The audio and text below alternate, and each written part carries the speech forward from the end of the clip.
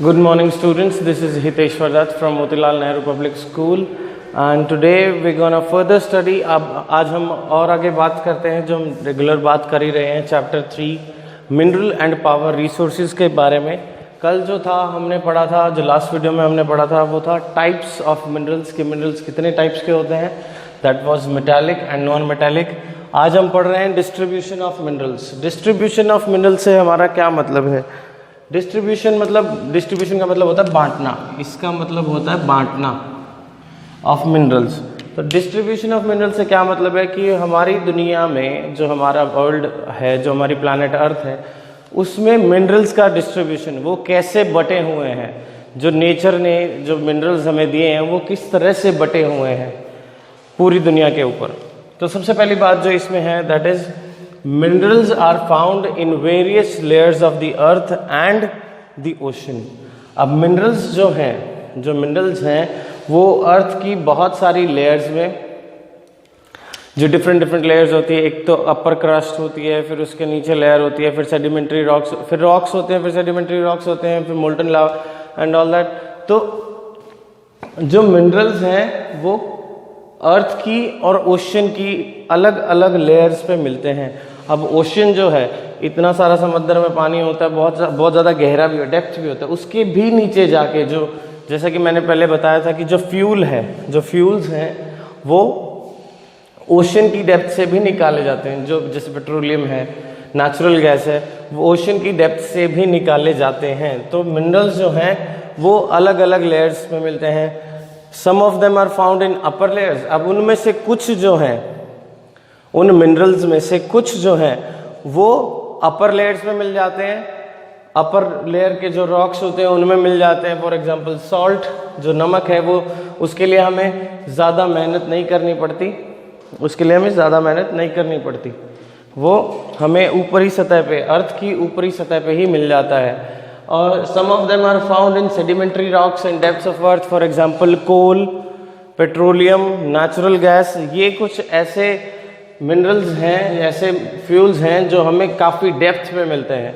तो मिनरल्स जो हैं वो अपर लेयर्स पे भी मिल जाते हैं और डेप्थ पे भी मिलते हैं। तो जो अर्थ की जितनी भी सतहें हैं, जितनी भी लेयर्स हैं, हमारी पैरों के नीचे जितनी भी लेयर्स हैं, उन सब में मिनरल्स मिलते हैं। कुछ ऊपर ही मिल जाते हैं, कुछ उनमें से काफ़ी नीचे जाके मिलते हैं। अब दिस इज मिनरल्स होते कितने टाइप के हैं मैंने कल बताया था, metallic, non metallic fuels. Metallic में ferrous and non ferrous. Metallic जो मैंने बताया था जिसमें मेटल्स होते हैं जो हीट के बहुत अच्छे कंडक्टर्स होते हैं, जो इलेक्ट्रिसिटी के कंडक्टर्स होते हैं, डक्टाइल होते हैं, मतलब उनको काफ़ी किसी भी शेप में ढाला जा सकता है। नॉन मेटालिक जिसमें मेटल्स नहीं होते हैं, वो स्ट्रॉन्ग और हार्ड सब्सटेंसेस के बने हों, ये ज़रूरी नहीं है। और वो डक्टाइल भी नहीं होते, ज़रूरी नहीं है वो डक्टाइल हों। और वो हीट और इलेक्ट्रिसिटी के कंडक्टर हों, ये भी ज़रूरी नहीं है। फिर फ्यूल्स मिनरल फ्यूल्स आते हैं। इसमें मिनरल फ्यूल्स जैसे कि कोल एंड पेट्रोलियम। इसमें आप दो एग्जांपल ये लिख ही लीजिए, फ्यूल्स में ये दो ही आते हैं लगभग, कोल एंड पेट्रोलियम।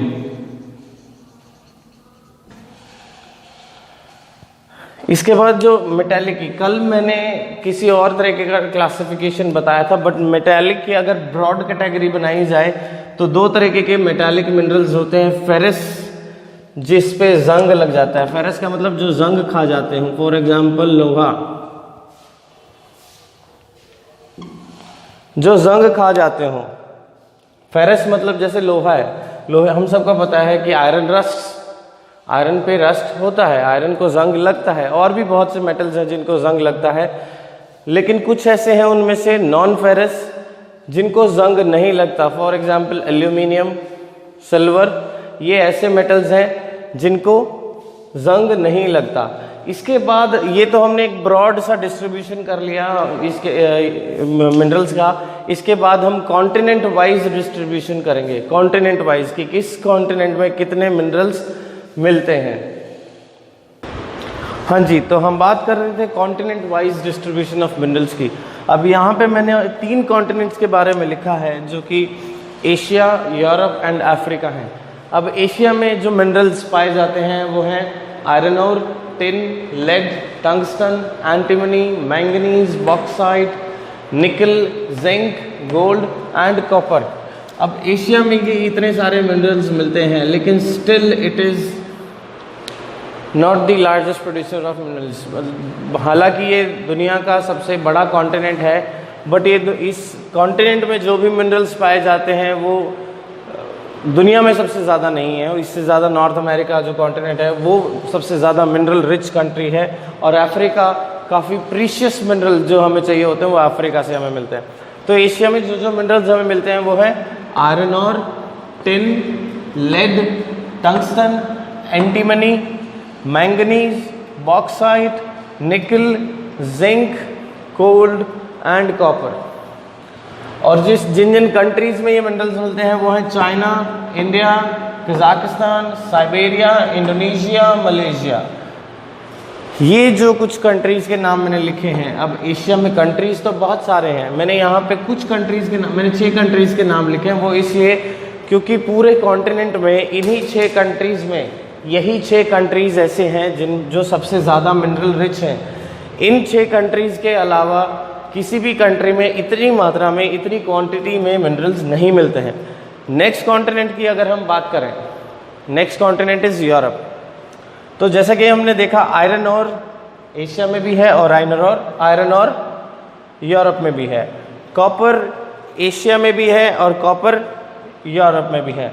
बॉक्साइट एशिया में भी है और बॉक्साइट यूरोप में भी है। लेड एशिया में भी है और लेड यूरोप में भी है। जिंक एशिया यूरोप दोनों। निकल भी एशिया में भी मिलता है, यूरोप में मिलता है, और मैंगनीज भी। ये जितने भी ये यहाँ पे मैंने लिखे, तो आपको अलग से कुछ नाम याद नहीं करने पड़ेंगे। इन्हीं में से कुछ ऐसे हैं, जैसे आयरन और कॉमन हो गया, कॉपर कॉमन हो गया, बॉक्साइट कॉमन हो गया, लेड कॉमन हो गया, जिंक कॉमन हो गया, निकल कॉमन हो गया एंड मैंगनीज। ये कुछ ऐसे मिनरल्स हैं जो हम यूरोप में काफ़ी अच्छी क्वांटिटी में हमें मिलते हैं। तो और जिन कंट्रीज़ में मिलते हैं वो है रशिया मतलब जो यूरोप के अंडर में जो रशिया आता है उस हिस्से की हम बात कर रहे हैं।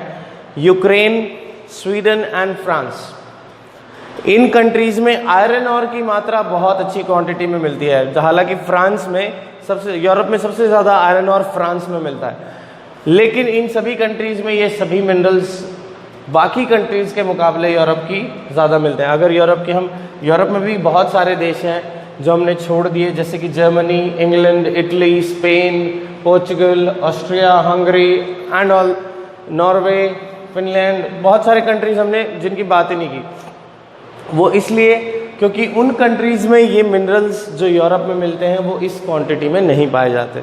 नेक्स्ट हम बात करते हैं अफ्रीका की। अब यहाँ पे कुछ अलग होगा, लेकिन कुछ चीज़ें यहाँ भी कॉमन हैं। फॉर एग्जांपल आयरन और यहाँ पे भी है, पहले दोनों कॉन्टिनेंट्स में भी थी। कॉपर यहाँ भी है, पहले 2 कॉन्टिनेंट्स में भी था। अब तीसरा जो अलग हम पढ़ रहे हैं ये है क्रोमियम। ये एक एनर्जी, एक पोटेंशियल रिसोर्स है जिसको हम फ्यूचर में एनर्जी के हिसाब से यूज़ कर सकते हैं, और यूरेनियम को भी। Rich in precious mineral resources, जो अफ्रीकन कॉन्टिनेंट है, अफ्रीका जो महाद्वीप है, वो प्रीशियस मिनरल रिसोर्सेज, प्रीशियस मतलब जिनका प्राइस बहुत ज़्यादा होता है, जिनका अमाउंट, अगर आप फॉर एग्जांपल गोल्ड की हम बात करें, डायमंड की हम बात करें, प्लैटिनम तो डायमंड से भी महंगा है, तो rich in precious mineral resources, जो प्रीशियस जिनका प्राइस हमें ज़्यादा देना पड़ता है, वो मिनरल्स अफ्रीका में बहुत ज़्यादा मिलते हैं। Largest producer of diamond, gold and platinum. अब जो अफ्रीका की कुछ कंट्रीज़ हैं जो वेस्ट कोस्ट पे पड़ती हैं, for example Ghana, Nigeria, Algeria and all that, in countries में डायमंड बहुत बड़ी मात्रा में मिलता है, गोल्ड एंड प्लैटिनम। ये भी मतलब अफ्रीका जो है, अफ्रीकन कॉन्टिनेंट एक साथ मिलके डायमंड, गोल्ड और प्लैटिनम का दुनिया में सबसे बड़ा प्रोड्यूसर है। और फिर मिनरल ऑयल मैंने बात की थी। मिनरल ऑयल में आते हैं कोल एंड पेट्रोलियम। तो अफ्रीका में मेडागास्कर में क्योंकि वो समुद्र के किनारे हैं, वहाँ पे कोल और पेट्रोलियम मिलता है। सहारा डेजर्ट भी है वहाँ पे, सहारा डेजर्ट जो दुनिया का सबसे बड़ा डेजर्ट है, वहाँ पे भी ऑयल मिलता है। तो ये हमने बात की थी इन 3 कॉन्टिनेंट्स की, जो बाकी के 4 हैं हम उनकी भी बात कर लेते हैं, लेकिन वो हम करेंगे नेक्स्ट वीडियो में। इसके बाद हम बात करेंगे नॉर्थ अमेरिका की, साउथ अमेरिका की, अंटार्कटिका की एंड ऑस्ट्रेलिया की, बट नेक्स्ट वीडियो में। थैंक यू, आई होप आप लोगों को ये सब समझ आया होगा।